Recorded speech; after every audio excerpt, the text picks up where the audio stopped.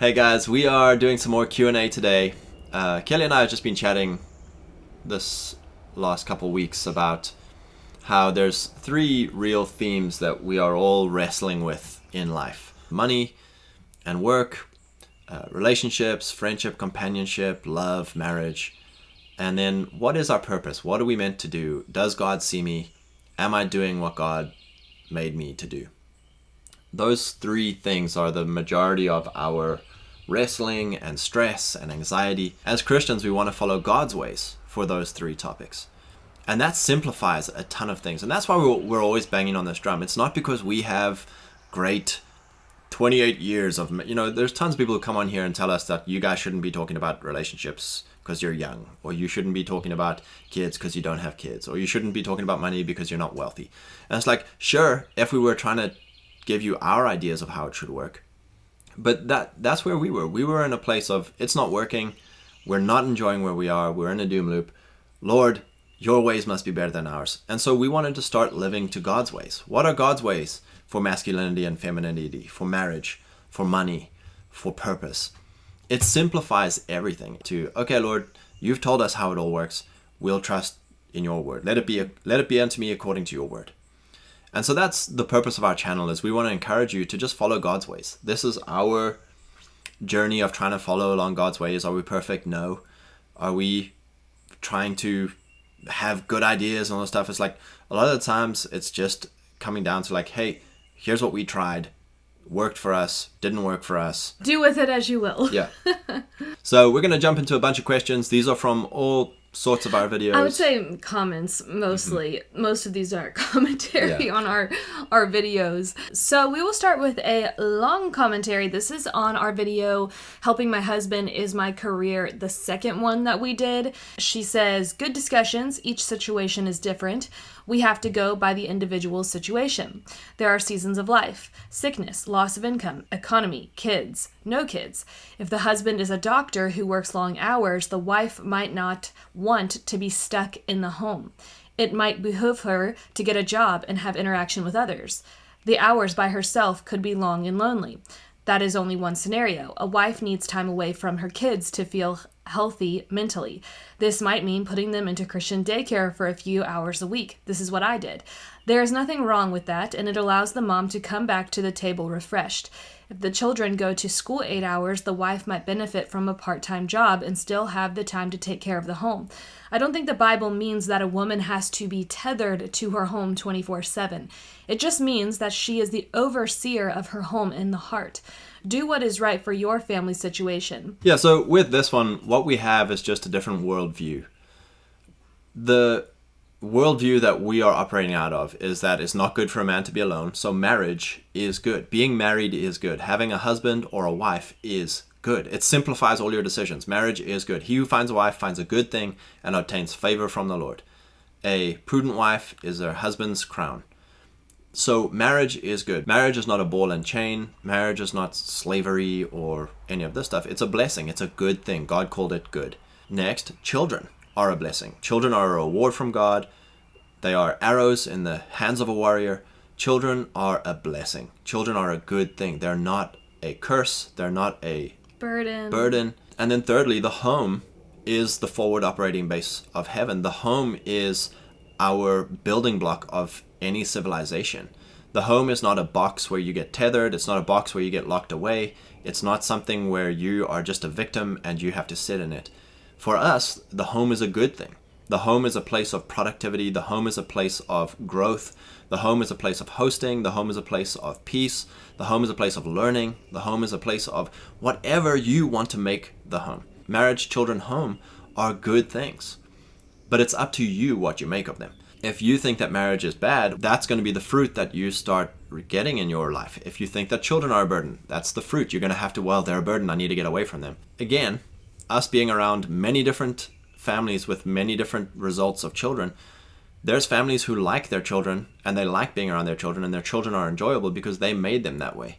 Farming them off to schools or farming them off to daycare because you don't like your children, and this is harsh, but it's fair, that's your fault. You are in control, you are in authority over your children's upbringing. So if your children are ill-mannered, if your children are disrespectful, if your children are disobedient, that's because you are probably ill-mannered, disrespectful, and disobedient higher up in your chain of authority.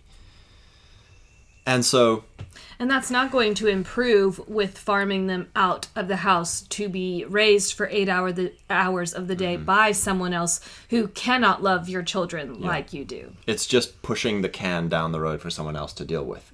So if you want to be refreshed, you need to discipline your children so that they become someone that you like to be around and are refreshed by. And then same with being stuck in the home, of being, I'm just alone, I'm tethered at home, I'm so lonely. This is an agency problem. You are a victim of your home, you're a victim of not being able to see anyone. In this day, we have telephones, unfortunately. We think unfortunately we have telephones because there's too many people. There's too many people trying to keep contact up. There's too many people inviting. It's not realistic.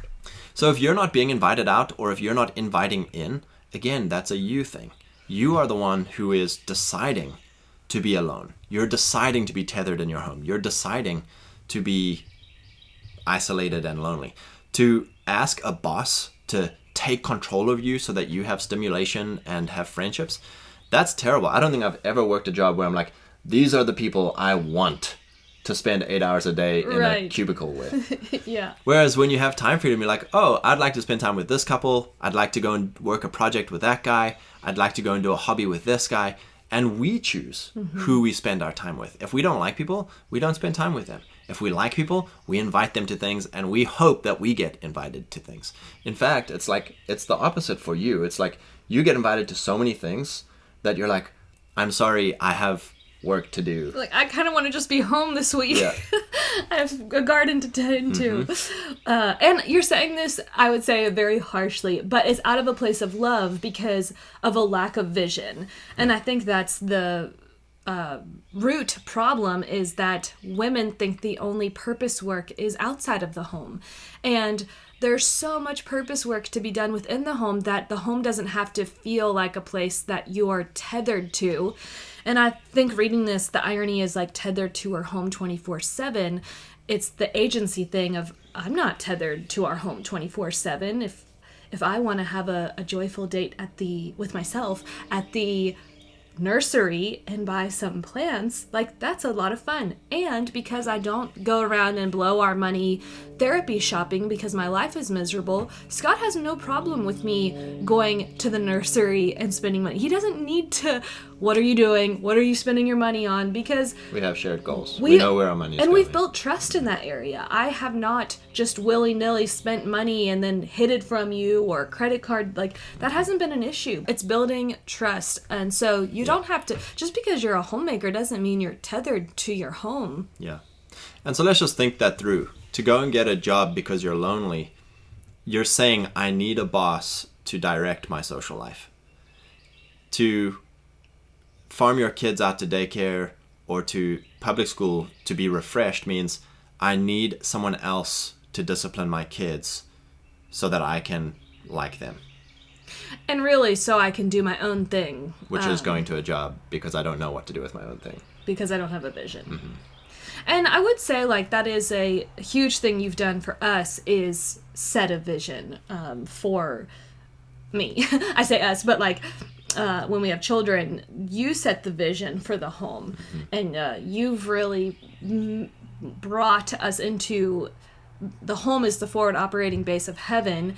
And so that looks like a productive place, not a consumption place. Yeah. And I think just practically, because a lot of people will be like, okay, but how? Like, set a vision. Okay, but how? Like, what does that mean?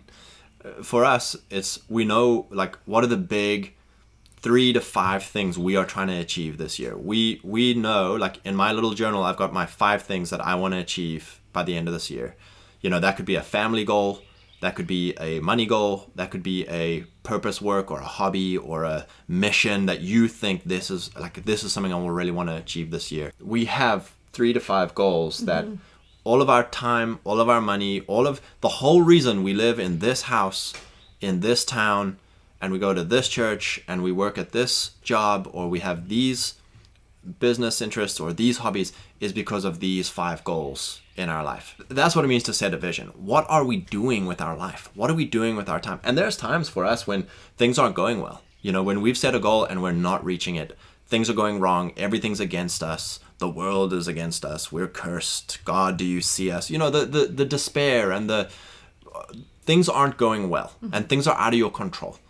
And you can go in despair and be a victim. And we always come back, okay, Lord, you see us in secret. Matthew 6 verse 6. You see us in secret and you will reward us openly. And then Proverbs, a man makes a plan in his heart, the Lord directs his steps. We have to come back to making a plan in your heart. Set a vision.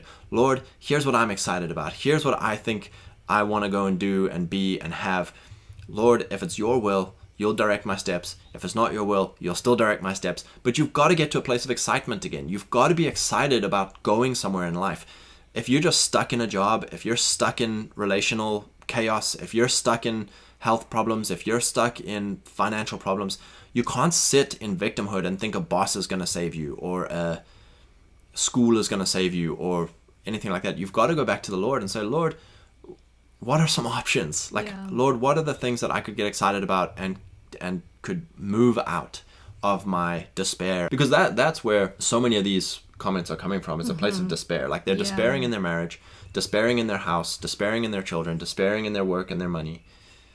We have to build a vision. You have to live to a vision. And once that goal is there, then you can break down practically what are the things that we can do to get to those goals. Daily, what does that look like? And that's where we set the main big goals, but we don't do daily goals. Our main thing with the daily is what are the daily systems, habits that us doing these things are going to end up helping us reach those goals. Yep. So break things down to as simple and as practical as possible. So if you have financial goals, then break that down to look at your finances. That's why we have that tracker that we've made available if you want to use it. It's a Google Sheets, and you can just save that template, make it your own, put in your incomes, then put in your how you're spending your money categories. And it's not a budget, but it's really helpful to see where your money is going to, what areas you could improve in, and that just helps you know where your money is going. Yeah, that's the question to ask yourself when you are stuck, is what would make me excited in this thing again? You know, so if your children are disobedient, it's what would make you excited was if they were obedient. Well, now you've got a goal. And now you go and start researching. And then practically that could look well, maybe we need to find a church where there are families who have children that are really enjoyable and the parents are disciplining. That's been huge for us, is being in church communities where positive vision. Yeah, we can be around other families and it's oh, this is so refreshing. Yeah. And it's the same for work, right? It's we're struggling for money, or we're struggling for work. I hate my work, or we don't make enough money. It's again, all right, another question is, who can I get around and ask, hey, how did you do this? How did you get out of that? Or do you have any advice for me about how to get out of this thing or how to achieve this goal? You know, I want to start my own business or work for myself, or here's my dream job. How could I hit that goal? Could you help me with that? And get around people who are living those things out that you want to see. You know, if your whole life is around cubicle ladies who are desperately chugging macchiatos from Starbucks to get through their day and are gossiping about their husbands, and they've farmed out their kids to school because they don't like their children, that's the vision that's been set in front of you. You need to get away from that. It's the whole 12 spies, right? 12 spies go out into the promised land. 10 of them come back and say, there's giants, we cannot do it. 2 of them come back and say, there's giant grapes, let's go eat. And they're afraid of us, let's go. Everyone listened to the fearmongers. That's why we're so big on stop watching the news, stop scrolling Instagram and outrage news and all of that stuff, because it's going to get you into fear and a negative vision, and that's where your life is going to go. And you're going to feel all these negative doom loop emotions. We know because we've been there. Praise God. So we hope that this was an enjoyable video and that it inspires you to have a vision for your home.